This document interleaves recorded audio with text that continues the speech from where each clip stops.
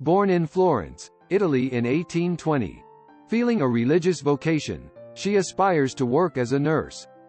In 1854, when the Crimean War broke out, she worked as a nurse on the front lines of the British Army. He has made efforts to maintain a clean environment and improve patient care, and has recognized the importance of measures against infectious diseases.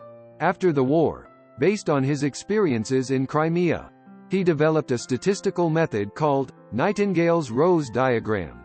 In 1860, he founded the Nightingale Training School in London, contributing to the advancement of nursing profession. Nightingale spends most of her later years withdrawn for health reasons. He died in 1910 at the age of 92. Florence Nightingale is a great figure who revolutionized the field of nursing, empowering women and improving the quality of medical care.